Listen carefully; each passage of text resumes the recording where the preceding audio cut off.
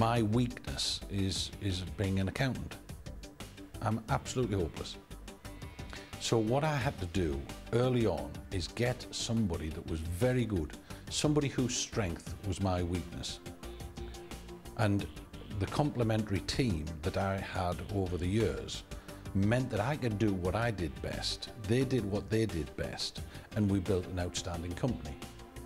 And most people don't invest, the entrepreneurs that I've seen, or budding entrepreneurs, they don't invest in that financial stability of having a good accountant who keeps you right all the time, stops you making the mistakes, keeps you on the right path, and helps you focus all of your energy into the thing you're good at.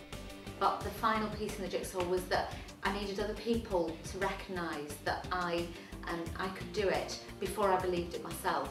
And the sort of the change in now having the business 5.5 years is that I've stopped needing other people to recognise. I recognise that myself, and that was a huge big step for me. You know, it's not just that first setting up the business isn't just the big step.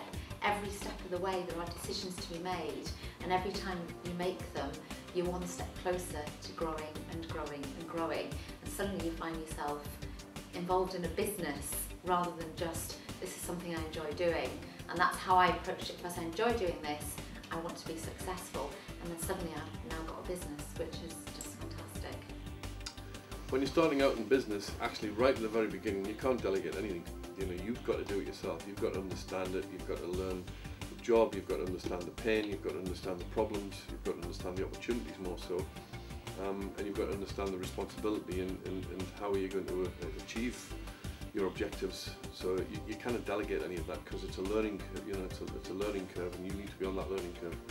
So you need to understand it, work through it, and then when you get to a situation where the workload becomes too much, you employ someone to assist you and work with you, so you work as a team and you carry that forward. The main traits of an entrepreneur is you've got to have self-belief, you've got to be determined, focused, and you haven't got to give up. You know, you've got to keep going, and you get a lot of opportunities, you get also a lot of challenges, and it's the challenges that really frighten a lot of people off. You've got to truly believe that you can overcome those challenges.